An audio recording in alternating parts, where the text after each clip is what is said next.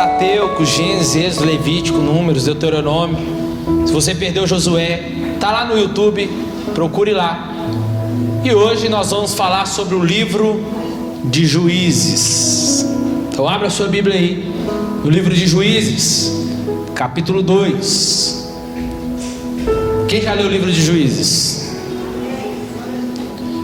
Você já leu, você vai relembrar algumas coisas. Se você não notou algumas coisas no livro de Juízes, você vai notar aqui nessa noite. Juízes capítulo 2, versículo 7.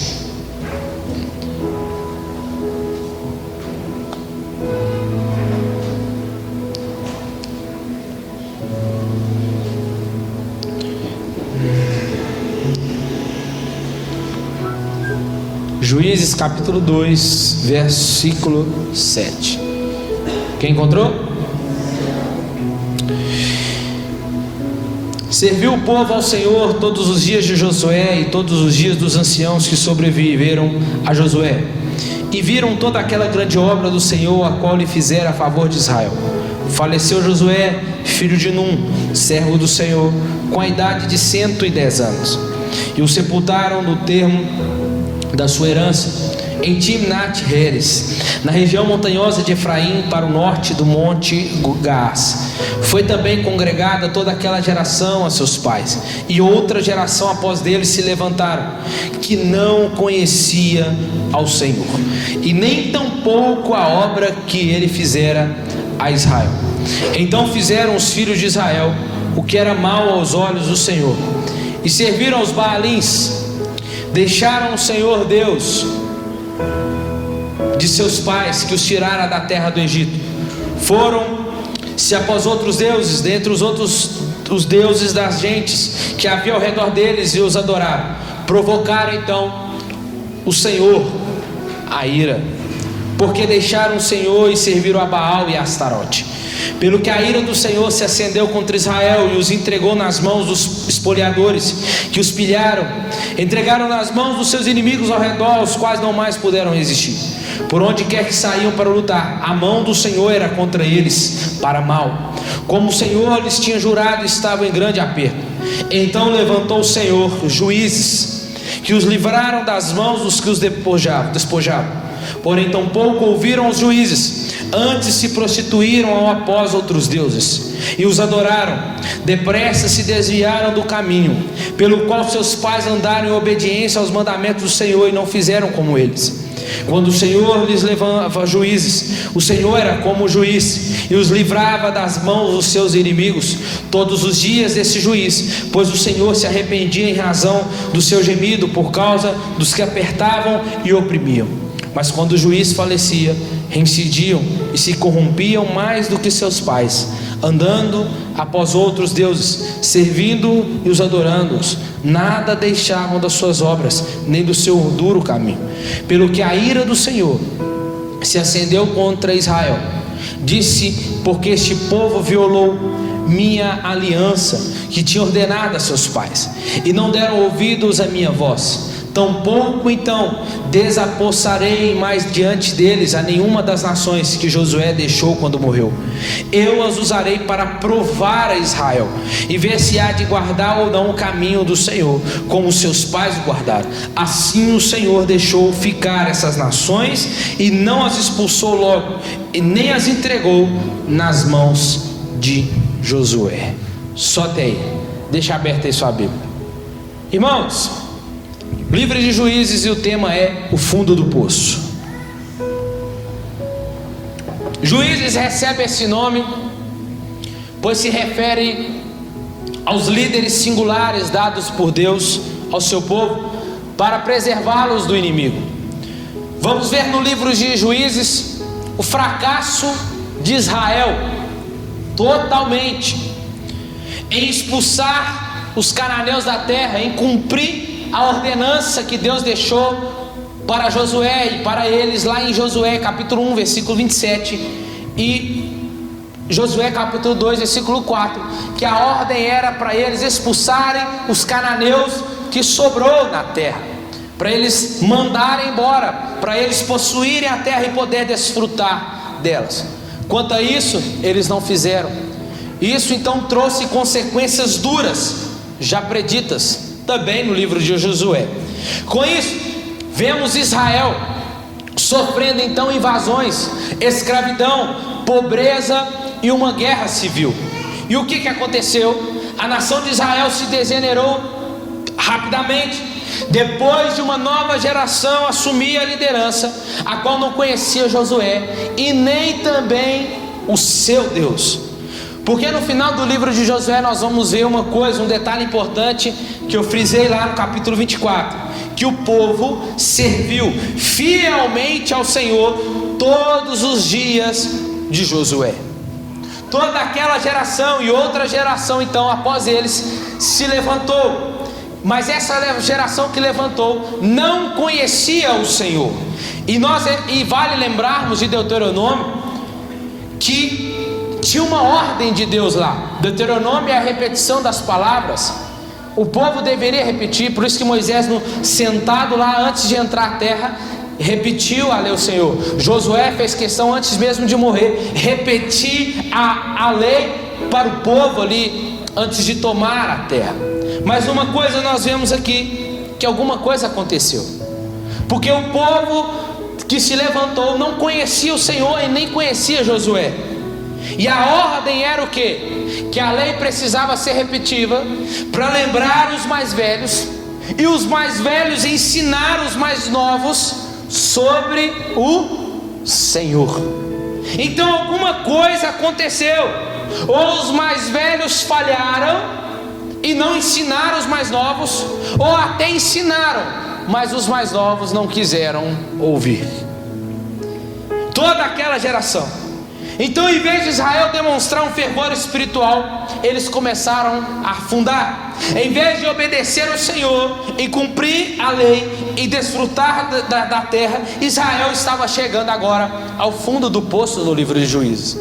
Israel tem responsabilidades claras, irmãos, já descritas no Pentateuco que nós vemos, e que deixou por Moisés, de amar e obedecer a Deus como o único Deus verdadeiro, ensinar os filhos as leis de Deus, demonstrar gratidão a Deus pelas bênçãos obtidas e separar totalmente da adoração dos falsos ídolos, dos falsos deuses pagãos.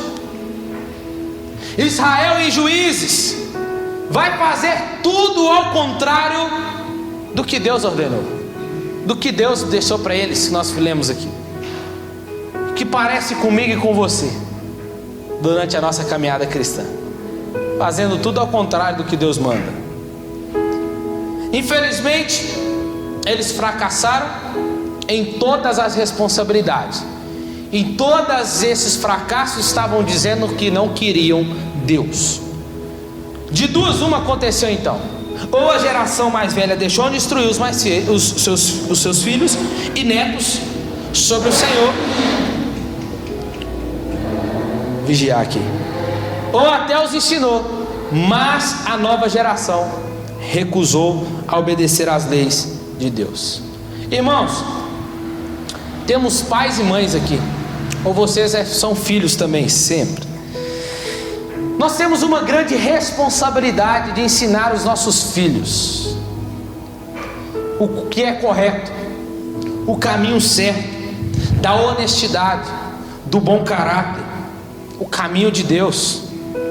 Há uma responsabilidade muito grande sobre os nossos ombros, irmãos. E se nós não ensinarmos, se nós não aplicarmos, ensinarmos o caminho correto, o caminho da honestidade, o caminho do caráter, que tem que trabalhar para ganhar dinheiro, tem esse negócio de ganhar dinheiro fácil em cima dos outros, de ensinar o filho que aqui compra, aqui também se paga. Tem que ensinar os filhos o caminho da honestidade, o que é correto. Não é porque você somente é cristão que você tem que seguir o caminho certo, é porque o que é o certo a se fazer é andar de forma correta nesse mundo. Mas ainda tem um peso a mais, porque eu e você somos cristãos, dizemos ser filhos de Deus, então aquilo que compra tem que pagar, se falou tem que cumprir. Que a palavra do crente seja sim ou não, o que passar disso é procedência do maligno. Então nós devemos ensinar os nossos filhos. Nós temos uma grande responsabilidade, porque se nós não ensinarmos, irmãos, vai haver uma decadência, vai só se decaindo, como nós vemos aí fora. O que o livro de Juízes retrata é uma corrupção moral do povo de Israel. O mundo já está corrupto. Quando eu falo mundo, eu falo sistema mundano. Já está corrupto moralmente. E se nós não ensinarmos nossos filhos, o mundo vai ensinar, a escola vai ensinar. Então nós temos uma grande responsabilidade.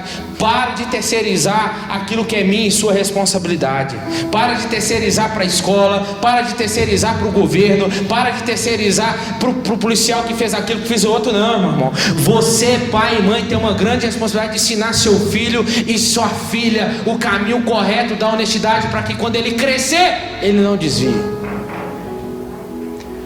Mas se mesmo assim você ensinar, ele lá na frente quiser desviar, aí é problema dele com Deus. Aí vai ter ele e Deus. Mas os seus ombros, a sua responsabilidade vai ser: ó, eu ensinei, eu apontei o caminho, eu caminhei junto. E o que você vai poder dizer lá na frente é assim: filho, por que você está fazendo isso? Eu te ensinei. Não foi isso que eu te ensinei? Foi isso que eu te mostrei? Mas se agarre à sua responsabilidade, meu irmão. Amém. Juízes então começa com uma série de vitórias e derrotas ocorridas depois da morte de Josué. As demarcações das fronteiras já tinham sido determinadas há anos por Josué, mas o povo ainda não havia tomado totalmente posse da herança, porque eles precisavam derrotar e expulsar os cananeus dali. Israel tinha um direito de propriedade dado por Deus, mas ainda não havia tomado posse da terra, da extensão da terra, então não podia desfrutar. Então o que eu quero? Uma outra aplicação para nós aqui bem rápida. A nossa vida eterna, ela já está garantida, amém?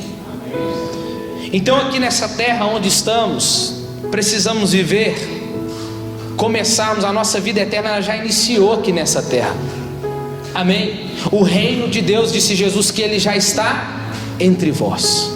O reino de Deus já é chegado. Arrependei-vos. Mas já chegou, mas ainda não em plenitude.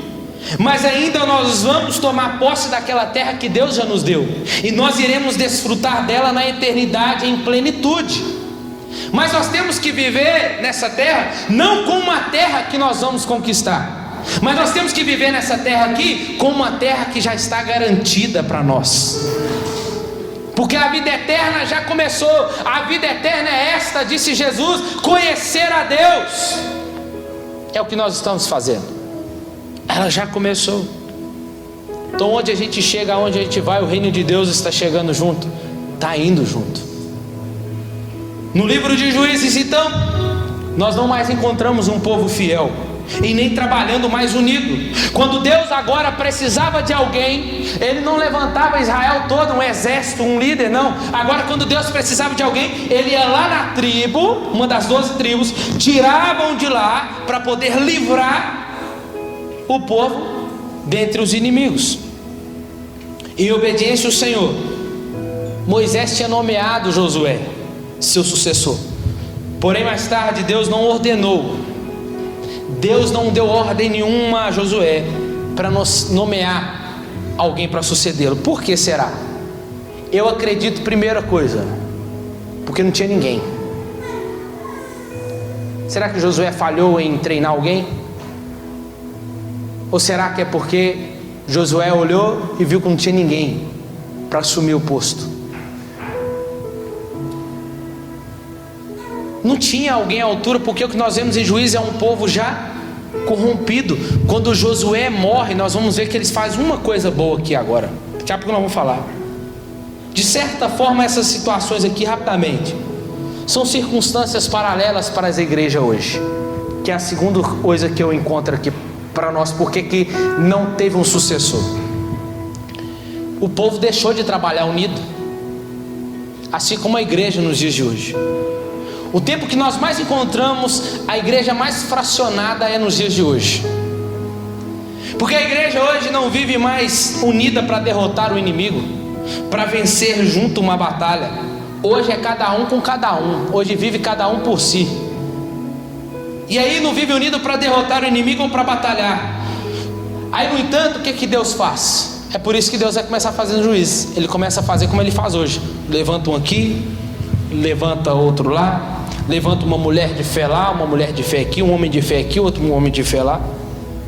Por quê? Porque hoje tem briga crente com crente, placa com placa. Olha, hoje não sabe viver a igreja. Escuta, existe a igreja visível, que é essa que nós estamos vendo aqui, que todo mundo fica brigando. Mas existe a igreja invisível, que só Deus vê, que é o que Ele vai levar para o céu, que não tem placa nela. E aí, esses homens e mulheres é que experimentam as bênçãos que o Senhor usa para conduzir o seu povo à vitória. Juízes, então, é uma continuação trágica de Josué. Em Josué, o povo foi obediente, enquanto em Juízes, o povo foi desobediente, idólatra e derrotado.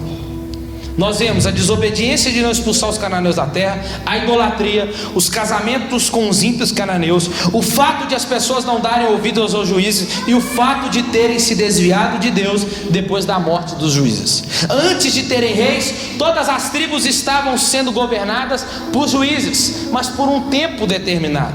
Mas não pense que são juízes como nós vemos hoje, como tribunal, com aquela, como é que chama aquele trem preto lá que eles usam? Aquele trem preto bonito lá. Não são, mas lá nessa época são líderes militares regionais, mais parecidos com os chefes tribais. Irmãos, o livro de Juízes é um livro perturbador, violento, porque conta a história trágica da corrupção moral de Israel e da sua má liderança. Liderança basicamente que eles não são muito distante dos cananeus, estavam a mesma coisa. E a progressão mostra que os juízes que Deus levanta, olha que interessante, eles vão de bom a regulares e de ruim a piores. Vocês gostam de Gideão, né? Vocês gostam de Sansão? Vamos ver se vocês vão continuar gostando. Capítulo 1 e capítulo 2. O povo estava reunido então na terra prometida. E o que nós vemos aqui é a primeira coisa e única coisa que eles fazem de bom no livro de Juízes. Olha o texto. Depois da morte de Josué, os filhos de Israel, olhem, perguntaram ao Senhor. Olha que bonitinho. É o primeiro ato que nós vamos ver. O povo foi procurar saber o que Deus queria, como eles começassem a conquista final, por onde eles começariam. Eles foram consultar a Deus. Quantos de nós, começamos algo a fazer e não perguntamos a Deus, não levamos a Deus em conta? É porque você já sabe fazer, né? Ou talvez é porque seu dinheiro dá conta, né? Para pagar. Se o dinheiro não desse conta, você recorria a Deus. Nós somos assim. Aquilo que está na minha mão para fazer, eu faço. Se eu tenho condição de fazer, eu faço. Eu não preciso de Deus, não. Mas na hora que faltou, eu falei, Deus, e aí? Preciso de ti.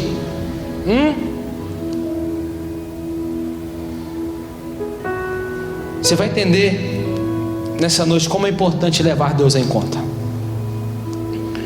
O povo começou bem, mas terminou em fraqueza. O povo não obedeceu. O povo deveria se manter fiel a Deus e a sua aliança, obedecendo os seus mandamentos, e se eles fizessem isso, poderiam mostrar para as outras nações quem Deus é. Então esse capítulo 1 nos mostra uma lista de cidades que o povo deveria conquistar, mas eles deveriam expulsar os cananeus. E podemos lembrar que expulsar os cananeus, a ordem de Deus para aquele povo, para Israel expulsar os cananeus de lá, era para poder livrar o povo da corrupção.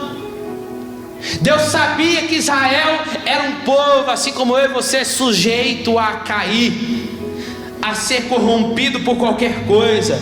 E Deus está dizendo, tira esse povo de lá, expulsa esse povo de lá, porque Deus havia chamado Israel para ser um povo santo, mas isso não acontece.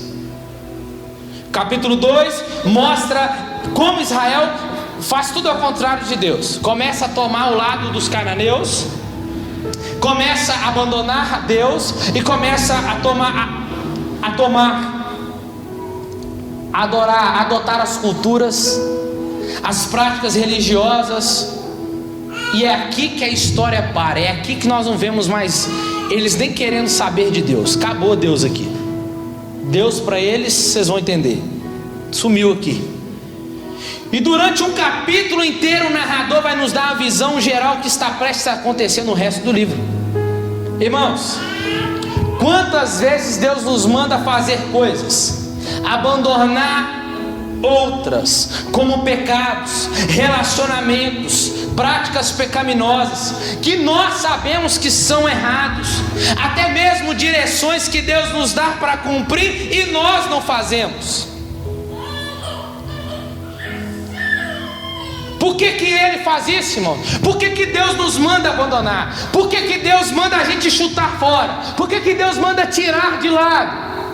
Mesmo que aos seus olhos não tem nada a ver, mas Deus está olhando de lá e fala assim: cara, tira esse trem daí, abandona isso aí, larga isso aí, porque eu sei onde você vai chegar. Por quê? Porque Deus conhece o meu e o seu coração. Deus conhece o meu coração e o seu coração, que é corrompido, que é depravado, que é um coração dobrável a qualquer coisa. Qualquer coisa faz os nossos olhos brilhar. É por isso que Ele manda tirar, é por isso que Ele manda largar para lá. E se não fizer, Deus poderia descer e falar assim: eu te avisei, eu sabia que onde ia chegar, porque eu estou avisando. Irmão, Deus avisa. Quem avisa amigo é, né? Deus é amigo e Ele avisa. Se Deus, irmãos, não é o primeiro, Ele nunca será o segundo na nossa vida. Assim como Israel, Deus chamou eles para ser um povo santo, Deus também chamou nós para sermos um povo santo. E infelizmente não estamos fazendo, não está acontecendo. Porque assim como Israel, estamos assumindo práticas, culturas desse mundo corrompido e caído, dizendo que não tem nada a ver, dizendo que não tem problema. Diz um certo teólogo que ele dizia: fui procurar a igreja, encontrei ela no mundo. Amém. É o lugar dela, chamado para fora.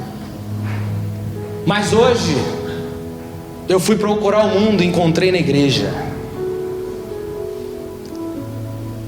Porque nós estamos assumindo essas práticas corrompidas de um mundo caído, dizendo que não tem nada a ver, que não tem problema. Irmãos, não é problema. Andar com as vestes respingadas de pecado, de sujeira, não tem problema. Não tem problema então estar vivendo aqui de uma forma e de lá fora de outra. Então não tem problema. Não tem problema fazer orações aqui a Deus aqui, mas em casa não levar Deus em conta, só leva a Deus em conta aqui aos domingos. Então tá bom, vai lá, continua, não tem problema. Mas lá no final você vai ver o problema que você mesmo arrumou, por não dizer não às coisas que Deus mandou você fazer. Lá na frente você verá o problema que você vai ter que dar conta. O problema é que fazemos as coisas, irmãos, pensando só nos dias de hoje. É Israel em tempo de juízo. Só pensa no dia de hoje, não esqueceu de Deus. Quem é Deus? Não, Deus é Deus. Quem que é esse Deus? Não sei quem que é, não. A gente esquece que nós temos um porvir. A gente esquece que tem um futuro. A gente vive o dia de hoje, mas parece que vai acabar o mundo hoje. Talvez pode acabar para você. Esta parte da história de Israel, nós vamos ver como uma leitura bem rápida, superficial, que é uma série de ciclos que começa a acontecer em Israel. É como se move uma espiral para baixo. É isso que está acontecendo. É como se o povo estivesse saindo assim, e o espiral ia só decaindo. E cada dia Israel tem se tornado como os cananeus, e com isso estava indo contra Deus. Deus então não vai deixar baixo, irmãos. A gente pensa que Deus vai deixar abaixo. Ele não vai deixar, vou repetir. Deus então não deixa abaixo, Ele vai fazer alguma coisa. Não quer dizer, a gente olha hoje, não, mas o povo fica lá, olha como é que aquela igreja vive, olha como é que aquele povo vive, olha lá que bonitinho, olha lá, rapaz, Deus vai fazer, olha ali, como é que pode? Deus vai fazendo? Vai, calma, Deus vai fazer. Não quer dizer que Deus não está fazendo nada porque Ele deixou de ser o dono da igreja. Não quer dizer que Ele ainda não fez alguma coisa que Ele deixou de ser o dono da igreja. Calma, já tem algo preparado, já pronto, que Ele vai fazer. Ninguém vai sair como carta branca para Deus. Irmãos, não podemos querer viver de um jeito dentro, servindo ao Senhor e achando que Ele não está vendo. Não é porque Ele não fez alguma coisa, Ele deixou de ser dono. Calma, Ele vai fazer. Ele está levando sim em conta o seu pecado, o pecado que você ainda não abandonou, o pecado que ainda eu e você não confessamos. É aí que Israel vai ver aqui? Eles estão achando que está tudo bem, só que eles viriam os resultados dos seus erros e se arrependerá. Aí Deus levantaria um libertador, um juiz entre Israel que derrotaria o inimigo e traria uma era de paz. Mas finalmente Israel pecaria novamente e vai começar tudo de novo. Qual que é o ciclo que nós vamos ver do capítulo 3 em diante para lá? O ciclo de Israel é esse: o povo peca, o povo pecou, Deus então levanta os inimigos para oprimir. Lembra o texto que nós lemos? O texto que nós lemos diz o quê? Que o Senhor levantaria para o povo para provar Israel. Deus levanta os amonitas, os amalequitas, os filisteus depois, para poder sucumbir Israel. Então o povo peca, Deus usa as nações para oprimir Israel, o povo se arrepende, pedindo a Deus ajuda, começa a lembrar de Deus. Deus então levanta agora um juiz, e depois vem uma paz. O juiz morre, o povo volta tudo de novo, peca e assim vai. Parece comigo com você, né? Só que a gente faz isso num dia. Esse ciclo é o que vemos em todo o livro. Capítulo 3, primeiro juiz a se levantar, Otiniel. Capítulo 3, parte B, nós vamos ver Eude se levantando. Capítulo 4 e 5 nós vamos ver Débora levantando, a juíza. E eu te convido a você a ler depois na sua casa, porque são aventuras épicas que vocês, quando lerem, vão ver que são histórias muito sangrentas. Obrigado. Vão ver que são histórias muito sangrentas, seja o juiz ou as pessoas que ajudaram eles para libertar. E os três principais juízes que eu quero pegar com vocês aqui, de Israel, que Deus levantou, os três principais juízes mais longos. Capítulo 6 começa com o Gideão. Calma, Gideão, eu sou o Senhor, não tenha medo não. Daniel, faça as músicas tudo. Tem as músicas do Gideão, que a gente ama Gideão, por quê? O Gideão fez prova com o Senhor, né? Gideão, Senhor, se o Senhor é comigo mesmo, que levanta molhada amanhã, beleza, Deus, não, mas se o Senhor for comigo mesmo, que amanhã levanta seco, orvalho. Tá bom, gente. Fica lá, né? Brincando com Deus. Crente na nova aliança não precisa fazer isso não, tá? Vigia, que o Senhor é o Senhor mesmo. A história desses três juízes vão se concentrar nas falhas de caráter deles.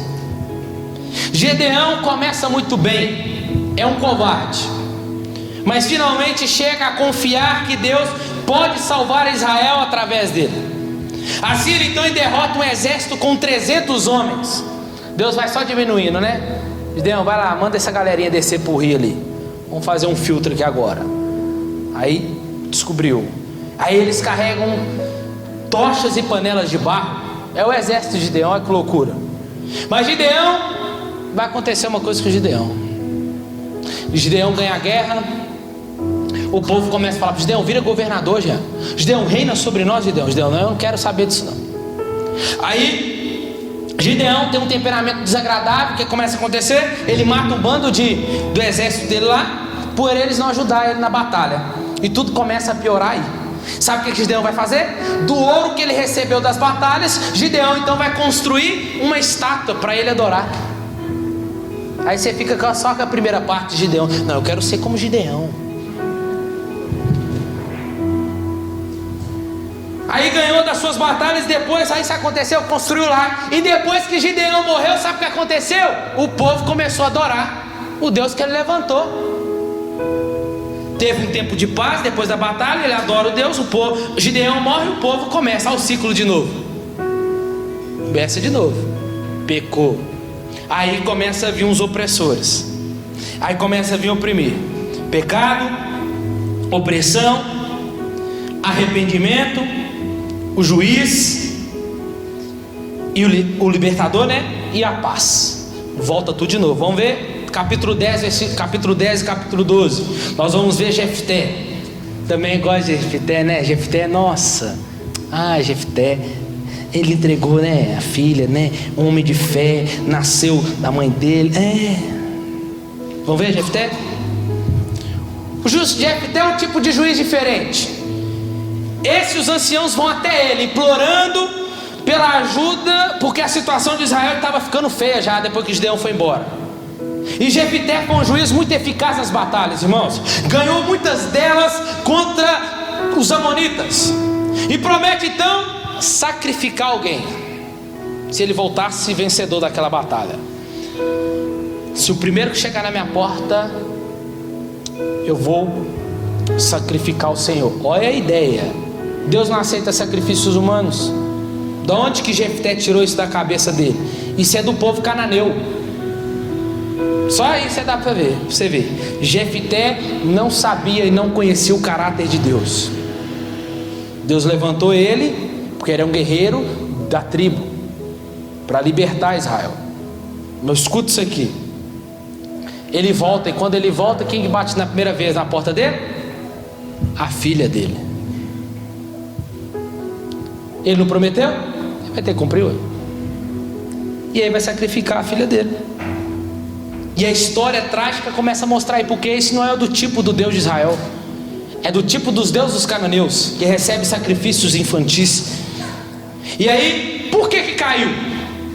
Porque eles não conhecem mais o caráter de Deus. Lembra que se levantou uma nação que não conhecia o Senhor, então não sabia o caráter de Deus. Então aquilo que eles faziam era totalmente contrário ao que Deus queria da parte deles.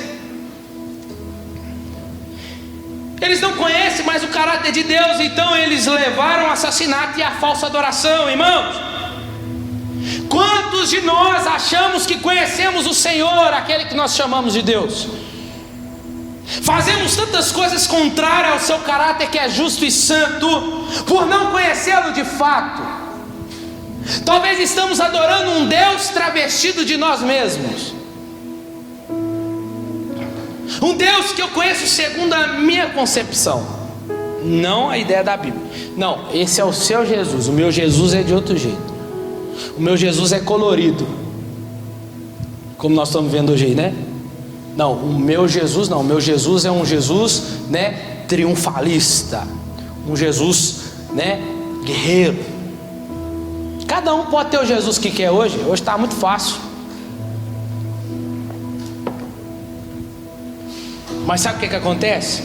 Não é o verdadeiro Deus. É um Deus que nós queremos ter. Israel falhou por isso, por não conhecer a Deus. Errais, por quê? Por não conheceis as Escrituras, porque contém nela vida eterna. Quer aprender de Jesus? Olha a Bíblia, para você não errar. E não adianta chegar lá naquele grande dia e dizer: mas eu não sabia. Sabia, porque não adianta falar que você não sabia, porque a Bíblia ainda nós temos a condição de abrir ela todos os dias aqui ainda. E depois, aí nós entramos agora no capítulo 13, o famoso juiz, né, Sansão. Queria ser como um Sansão e eu como a Esther. Quem cantou isso já? Sansão era forte e valente, Esther ponte fiel. Quem já cantou isso quando era criança? Ninguém, gente. Vocês não é crente, não? Tem que falar igual o André aqui. Uai. É a mesma coisa de morto, vivo, morto, mesma coisa. Só que a gente é crente. É Sansão, né? Mas só que olha isso aqui. O próximo juiz, então, Sansão, vai contar a história dele do capítulo 13 até o capítulo 16. De longe é o pior. Sua vida começa cheia de promessas. Deus aparece para o anjo do Senhor. É uma forma teofânica aqui, uma aparição de Cristo aqui, falando para a mulher, falou: ó, guarda-te, não bebas vinho, nem bebida forte, nem comas coisas do mundo, porque conceberás e darás um filho, e sobre a cabeça dele não passará navalha, porque o menino é nazireu de Deus, desde o ventre da mãe começará a livrar Israel das mãos dos filisteus. É parecendo com a mesma história de Jesus, né? Quando o anjo aparece para falar. Irmãos, Sansão era promíscuo, violento, arrogante. Lê detalhadamente a história dele. Ele obteve vitórias, mata o leão tá vindo, ele rasga o leão no meio. Aí ele vai, quando ele volta, o mel brotando de dentro da boca do leão, não podia tocar coisa morta, ele é nazireu. Ele faz questão de pegar lá, ó, o mel e ó, lambendo, e ainda faz gracinha ainda, né? O que ele vai fazer? Ele vai começar a contar um enigma. Do comedor saiu comida e do forte saiu doçura. O que é isso?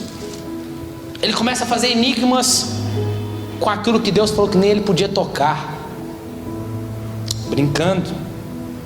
E aí ele obteve vitórias, e vitórias brutais sobre os filisteus, mas que custou a sua própria vida no final dela. Por causa de quê? Por causa da desobediência. E a sua vida termina em um assassinato em massa. Todos morrem. Sansão então brinca com Dalila, né? Lembra lá? Brinca com Dalila. Não era para ele tomar ninguém fora do arraial. Ele toma uma mulher fora do arraial, desobedece a Deus aí já. E aí depois aparece Dalila, começa a brincar com Dalila. Quem que é Dalila para você, hein? Com quem que você está brincando? E aí Dalila pergunta: e aí, meu Sansão? Dalila parece assim, esquece seus defeitos. Ela não sabe o que são seus defeitos, ela nem sabe o que você tem. Para Dalila você só tem qualidade. Aí a Dalila chega: e aí, você sabe, né, que eu te amo. Já é um te amo de primeira, né? Por que você é forte assim? O que te faz ser forte? Como que é forte para poder te segurar? Amarram as cordas novas nas minhas mãos, se ninguém vai conseguir me derrotar. Todo mundo, quer dizer, aí vocês conseguem me derrotar. Bom saber. Sansão dorme. Sansão, os filisteus estão vindo. Isso, né? Vai lendo lá depois. E aí de novo: o que você está brincando comigo, né, Sansão? Para de mentir, Sansão. Você não sabe que eu te amo, né? Você sabe que eu te amo, por que você fica mentindo para mim assim? Aí ele vai lá de novo: onde que consiste a sua grande força, meu homem? E ele disse assim: 7 cordas de nervos frescos e ainda não secos, pode me amarrar. E aí de novo, não consegue, mas chegou a hora. Olha isso aqui, o texto faz questão de dizer assim, ó: disse Dalila a Sansão: até agora tu estás zombando de mim e me disseste mentira. Declara-me como poderia ser amarrado. E ele respondeu: se teceres as 7 tranças da minha cabeça com a urdidura da teia e firmá-las com um pino de tear, então me enfraqueceria e seria como qualquer outro homem. De modo, no enquanto ele dormia, Dalila tomou as 7 tranças e teceu sobre a cabeça dele. Mas uma parte do texto aqui nos chama a atenção. Que o quê? Que Sansão já estava dominado por Dalila, totalmente. A sua força já estava enfraquecida. Irmão, naquele momento ali, Sansão não perdeu a sua força porque cortaram o cabelo dele. Sansão perdeu sua força porque ele desobedeceu o Senhor.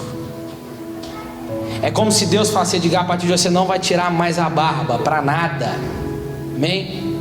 Não Deus falando assim: eu vou te dar força através da sua barba. Não. O princípio é obediência. Se Deus falou para não tirar, não tira. Se Deus mandou fazer, faça. Porque o princípio não vai ser o que vai suceder depois. O princípio é se você vai obedecer ou não. Você está aqui? Então escuta uma coisa, irmão. Sansão representa os tipos de cristãos que gostam de brincar com o pecado, se achando: não caio, eu não caio mais isso, não, eu não vou lá. Se eu for lá, pode ficar tranquilo, não tem problema não.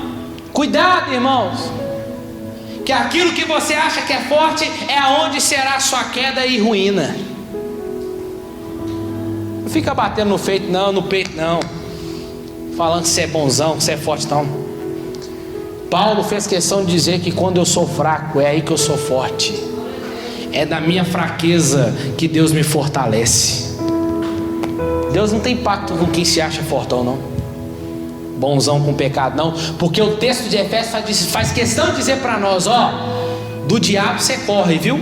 Mas do pecado você resiste ele. É isso? É isso que o texto está dizendo? Resista o diabo e ele fugirá de vós. Mas e das imoralidades sexual, das práticas pecaminosas, você faz igual José, perna para quem tem. Não brinca com a sua fraqueza não, meu irmão. Sai fora.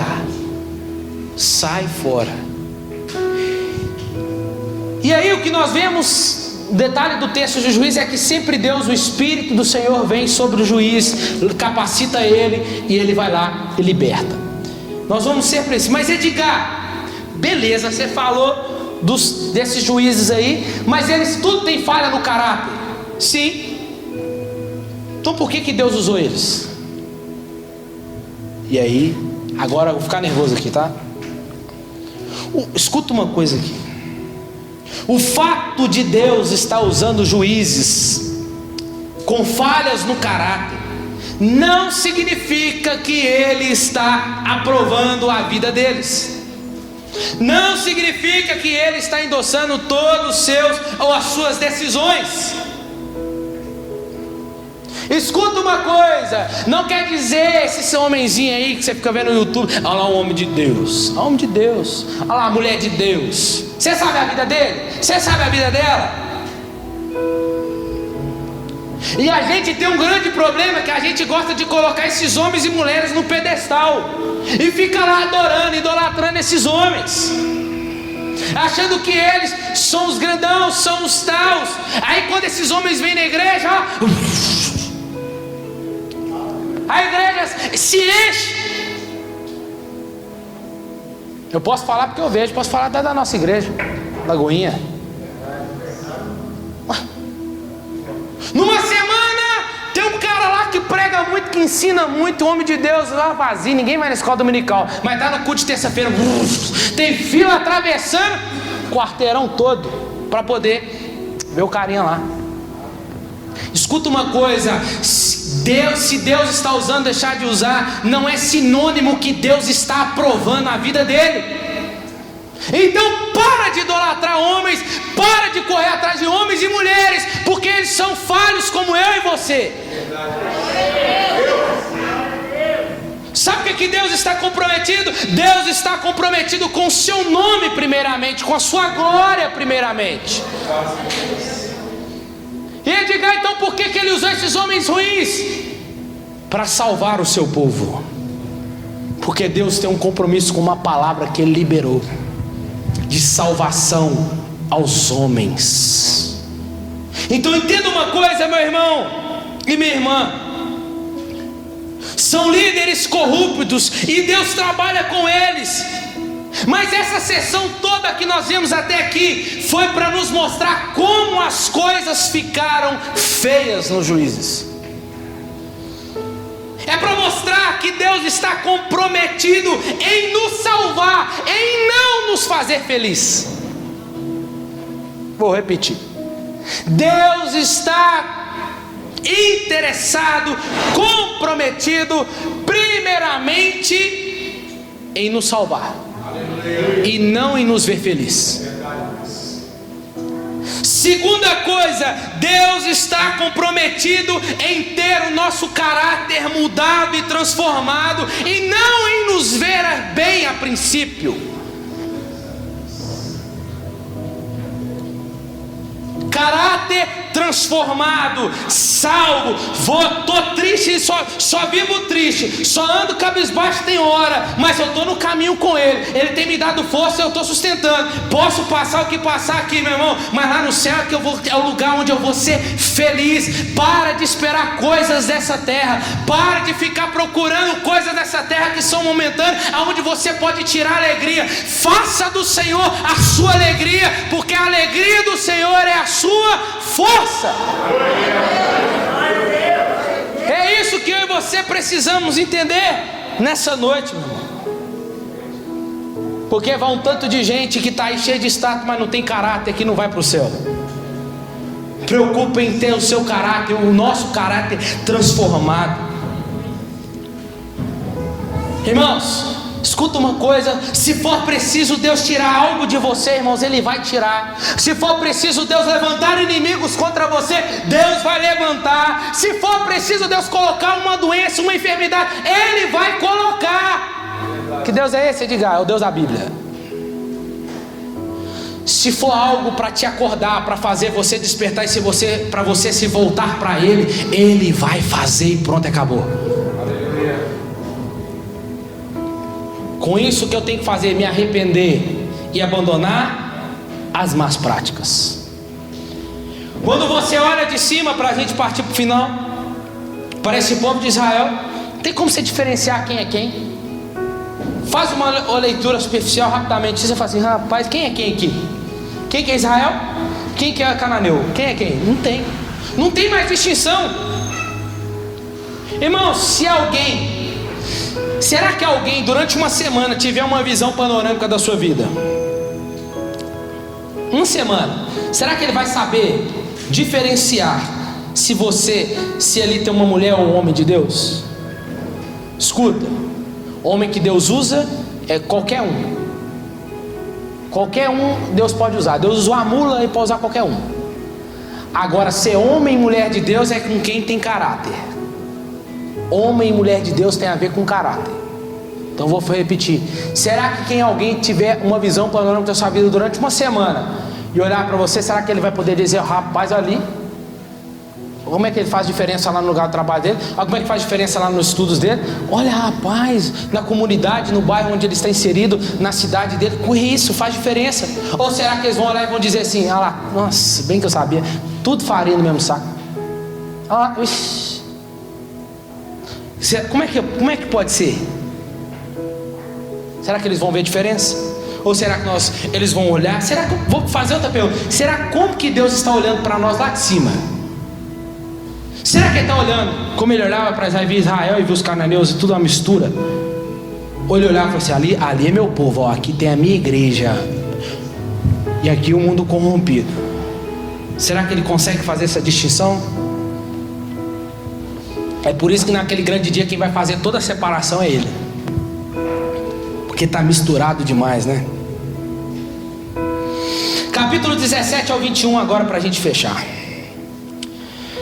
Aqui já mostra Israel chegando no fim do poço, e é os capítulos mais aterrorizantes do livro de Juízes. Temos estruturas no 4 capítulos. Vai lá para o capítulo 21, versículo 15. Versículo 15 não, versículo 25. Capítulo 21, versículo 25 diz assim, ó: naqueles dias não havia rei em Israel, cada um fazia o que parecia certo aos seus olhos. Agora você entendeu, né? Abandonou Deus lá atrás, por quê? Porque cada um fazia o que era certo aos seus olhos. Aqui no capítulo 17 e 18 vai contar a história de um homem chamado Miqueias. E aí esse homem que é judeu vai levantar um ídolo. Olha aí como é que está o negócio. Vai levantar uma tenda para adorar um ídolo. Aí sabe o que acontece? Vem a tribo de Dan, o pessoal da tribo de Dan, vai lá e saqueia tudo, rouba tudo que ele tem, mata todos da cidade de Laís. É um povo contra o seu povo. Uma história horrível. Por quê? Porque quando Israel esquece do seu Deus, eles demonstram que a força e o poder estão no seu braço. Eles estão mostrando que não precisam de Deus, que a força e o poder deles consertam as coisas. É igual eu e você tentando consertar a vida sem Jesus, na força do braço. Só vira bagunça. E a história final, capítulo 19 e 21. Essa aqui quando eu li, meu Deus. Porque essa história do capítulo 19 vai registrar um abuso sexual aqui, violento. Irmãos, é sério, porque as mulheres, os homens chegam querendo se deitar com os outros homens que estão na casa. E aí, segura aí vocês, hein? E aí, sabe o que acontece? Agora eu vou ter que correr. Acontece que o homem entrega a sua mulher. Os homens pegam a mulher e abusam da mulher. A mulher volta, o marido não recebe, o marido pega ela e decapita ela em 12 pedaços e entrega para as 12 tribos de Israel. Isso é pesado. Edgar, por que isso tem na Bíblia? Por que Deus deixou um homem segundo o coração dele dar os erros dele lá? Por que na genealogia de Jesus tem uma prostituta? Foi para mostrar para nós que a Bíblia é esse livro tão julgado, e muitas das vezes ninguém acredita por causa dessas coisas. Mas foi para mostrar para nós uma coisa, que é impossível viver uma vida, tentar viver uma vida sem as direções e os mandamentos dele. Quando os homens e mulheres que se dizem ser de Deus não levam a Deus em conta, o fim é esse: uma corrupção totalmente moral. Deus entregou eles às suas próprias paixões e concupiscência. Essa história serve para nós como um aviso. A história de Israel até a autodestruição é resultado de quem se afasta do Deus que nos ama e que os salva da escravidão do Egito, e que agora Israel precisa ser liberto de si mesmo. E a síntese do livro é: quando Israel é infiel à aliança, Deus entrega seus inimigos. Assim como a igreja hoje, o povo quer viver pecando, quer viver na prática do pecado. Paulo diz em Romanos: Deus entrega a ele as suas próprias paixões e concupiscência. Deus não mudou. Mas quando o povo se arrepende e se volta para Deus, ele pode gozar livremente da terra. Edgar, não tem nada de bom no livro? Tem um único vislumbre de esperança nesse livro. Abre lá, 21:15 de novo, 21:25, que foi a última parte da história. Essa primeira parte aqui, ó: naqueles dias não havia rei em Israel. É a única esperança do livro. Por quê? Israel não tem rei. Mas essa parte aqui está anunciando para nós que o palco está começando a ser montado, por conta da história de um homem que vai ser um dos maiores reis de Israel, Davi, que vai suceder, que vai a história anterior que nós vamos falar semana que vem, se Deus quiser, sobre a bisavó de Davi, Ruth. E aí, a partir de Davi, quem virá? Jesus. O palco da história está sendo montado. É como se o vislumbre de Cristo começasse. É como se a gente começasse a olhar lá na frente assim, mas ainda embaçado. Mas estamos começando a ver Jesus lá. Amém? E aí desencadeará naquele que será o nosso juiz, e o nosso juiz, o nosso libertador. O palco está sendo montado para que ele apareça.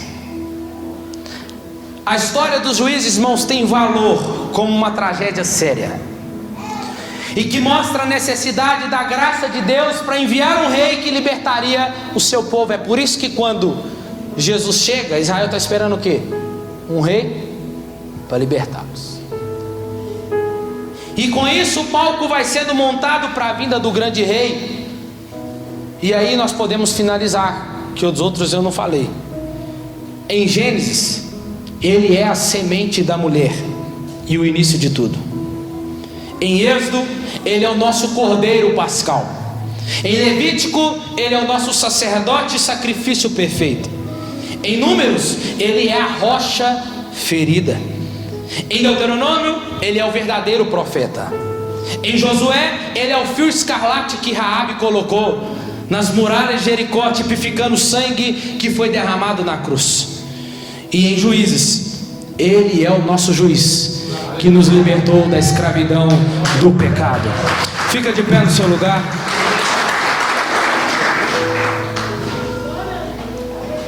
Coloca a mão no seu coração.